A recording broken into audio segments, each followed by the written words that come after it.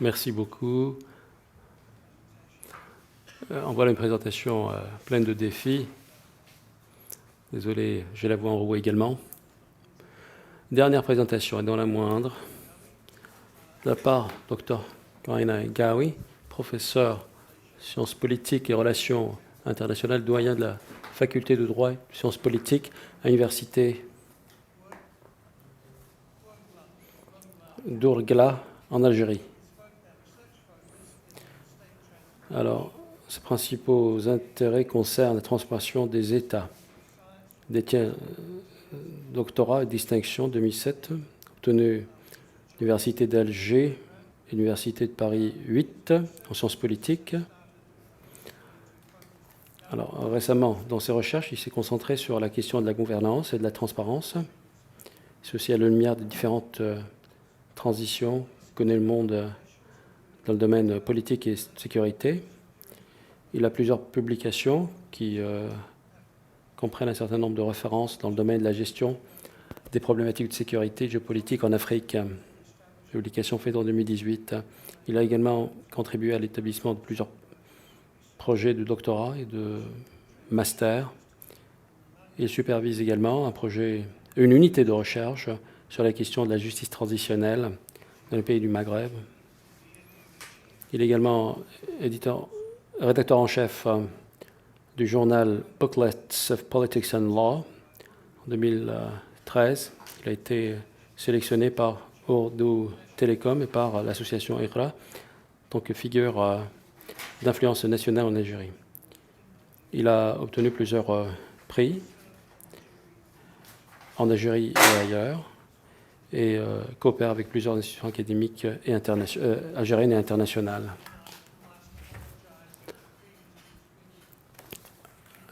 J'ai omis tout à l'heure de mentionner les titres des présentations, des deux présentations précédentes. La première présentation portait le titre suivant. Révision du statut global de l'environnement. Merci, Monsieur le Président. Merci de votre présentation. Je vais essayer de me concentrer sur la question de la gestion de la problématique sécuritaire dans le continent africain, vu que j'ai beaucoup travaillé sur ce continent auquel j'appartiens. Je vais essayer d'exposer ça dans le cadre de ce conflit qui existe entre la vision pragmatique et la question plus locale, de la question environnementale en Afrique. Alors pour commencer, j'ai noté l'existence de plus de 900 accords bilatéraux et multilatéraux dans le domaine de l'environnement. Mais pour la plupart, ce sont des accords non contraignants, donc ce sont uniquement déclarations d'intention. Ensuite, du côté de la sécurité, il y a une nouvelle notion qui est celle de la sécurité environnementale. Les pays où les premiers pays à être touchés par les problèmes de l'environnement sont les pays africains, qui sont les premières victimes de ce qu'on appelle la criminalité environnementale. Interpol nous dit que tous les ans, ça nous coûte entre 90 à 200 milliards par an. Ça veut dire qu'il y a véritable infraction à l'encontre de la souveraineté environnementale africaine. Donc personnellement, je considère l'Afrique comme étant une zone de non-droit en termes de droit environnemental. Beaucoup de conférences, beaucoup d'événements sont organisés tous les ans. Le tout dernier en date est la conférence climatique organisée à Paris en 2015. Malheureusement, les États-Unis se sont retirés en 2017 par Trump pour des raisons purement pragmatiques. Donc, dans ce document de recherche, je voudrais aborder plusieurs points et qui concernent l'environnement et l'Afrique. Alors, le rapport du programme environnemental mondial a montré que les pays africains feront face à une véritable lacune de financement dans leur plan d'adaptation face au changement climatique. Ce fossé d'investissement dépassera les 12 milliards par an. Deuxième problème, c'est le retrait des États-Unis de l'accord climatique de Paris. Et évidemment, cela a eu des répercussions, surtout en Afrique, des répercussions très très graves. L'Afrique fait face à plusieurs types de menaces climatiques. Il y a ce qu'on appelle le phénomène de réfugiés environnementaux, qui est un domaine de recherche très peu connu par les sphères académiques. Donc il y a très peu de recherche sur ce domaine. Donc nous connaissons tous la situation en Afrique. Malheureusement, les grandes puissances ne sont pas acquittées de leur devoir vis-à-vis, ni d'ailleurs politique, ni financier vis-à-vis de ce continent très vulnérable.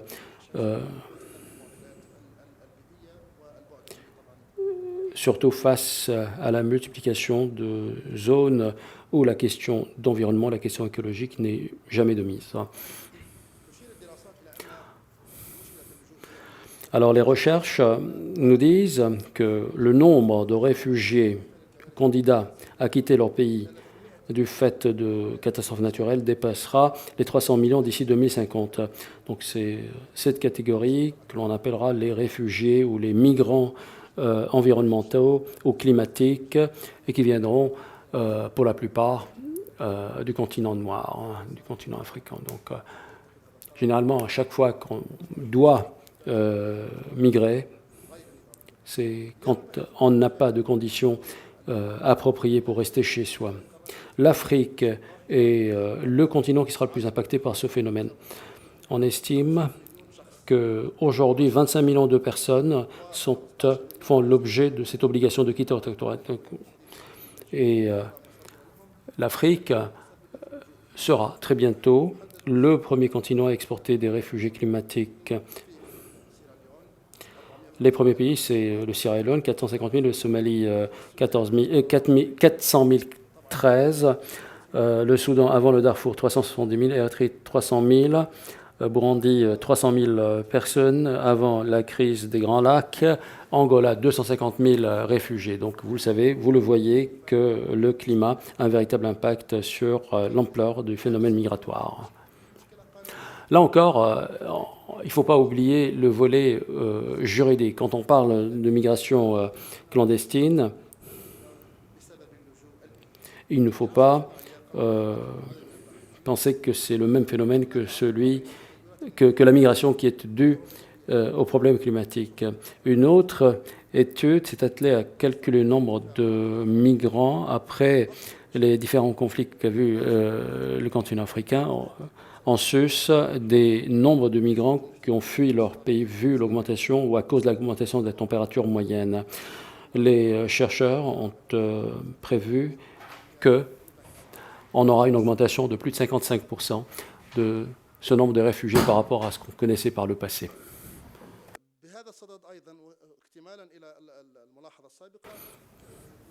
Toujours dans ce contexte, je voudrais faire allusion à la conférence climatique de Paris et à la conférence de Marrakech 2017 qui a essayé de poser la question climatique de façon plus profonde. À Marrakech, on a dit que les grandes puissances avaient pour devoir moral de s'atteler d'abord en premier lieu à la question climatique. Il y a aussi une carte qui a été mise en place pour montrer les pays qui sont les plus à même à participer à l'action climatique. Les pays africains sont évidemment en traîne dans cette liste. Et les pays scandinaves sont les pays en tête. Selon le rapport ministériel de la conférence africaine ministérielle sur l'environnement, les statistiques confirment que 27% des maladies en Afrique sont liées aux dangers climatiques. En Afrique, la diarrhée, les infections respiratoires, le malaria, ce qui correspond à 60% des répercussions de la pollution sur la santé. Ceci est confirmé par les études conduites par la Banque mondiale et par les autres études en la matière.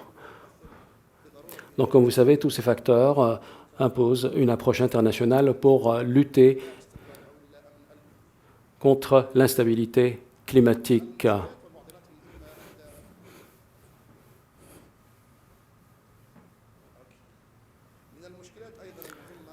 Parmi les autres problématiques qu'on fait face en Afrique, il y a la question des déchets nucléaires. Là, il y a ces tendances pragmatiques de la part des grandes puissances, s'agissant de la question environnementale et les aspects sécuritaires liés à cette question. Les déchets dangereux selon la Banque mondiale, Convention de Bâle, eh bien, sont les déchets qui comprennent ou qui contiennent des éléments indissolubles ou des produits chimiques ou nucléaires difficilement recyclables ou dissolubles dans l'environnement. Donc il y a d'abord la question de la flammabilité, la réactionnabilité des éléments corrosifs ou des poisons. Et en Afrique, on a constaté que toutes ces conditions sont remplies.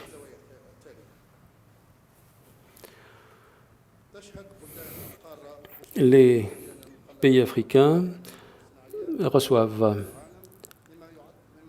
des chargements entiers de déchets de toutes sortes, ce qui est une infraction environnementale et aussi une espèce de racisme environnemental et qui évidemment a un impact nocif sur la santé de tous les habitants du continent et sur l'écologie en général.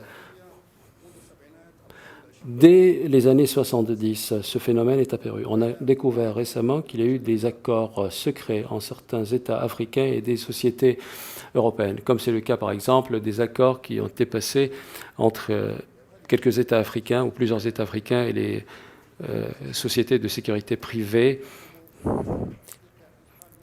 qui exploitent l'Afrique. C'est idem pour la question des déchets. Par exemple, le navire Kinsey a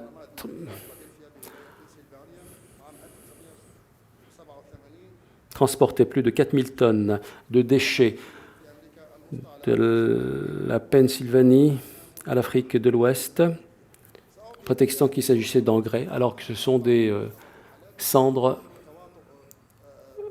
polluées.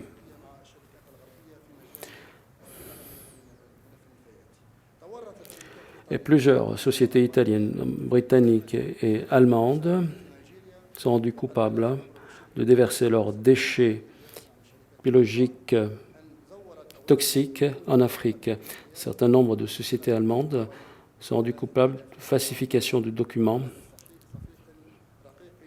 Plus de 3000 tonnes de produits cancérigènes faisaient partie du lot.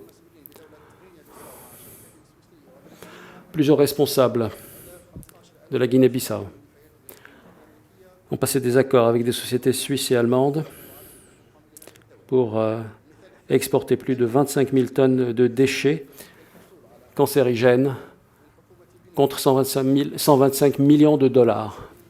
Cisco a également passé un accord avec le Bénin pour passer 5 000 tonnes de déchets toxiques tous les ans au Bénin. Quatrième exemple, la société Proboquala, une société néerlandaise, en août 2006, a passé un accord pour transporter ou déverser des déchets pétroliers, 6 000 tonnes, dans le dépôt d'Aquedo en Abidjan. J'ai plusieurs exemples. Donc pour la conclusion, le président me dit qu'il me reste encore 5 minutes. Alors, je vous ai parlé des crimes environnementaux et climatiques. On en compte 5 catégories. D'abord, le crime sur la vie sauvage, et puis la coupe illégale d'arbres, la pêche illégale, les infractions de pollution. Évidemment, quand on parle de ce type d'infractions, on parle de Côte d'Ivoire, du Ghana, de Guinée, de Nigeria, Sierra Leone, Tanzanie, Bénin, Sénégal, sans parler des grands pays comme la Chine, le Pakistan, l'Inde. Et puis la question des déversements sauvages. Voilà, comme le temps ne suffit pas, je vais essayer de vous parler du dernier volet qui est celui de la gouvernance environnementale mondiale. Chaque fois qu'on parle de gouvernance, on parle des 3 éléments constitutifs de la gouvernance. On parle du secteur public, du secteur privé et de la société civile. Ces 3 secteurs sont les secteurs à qui on confie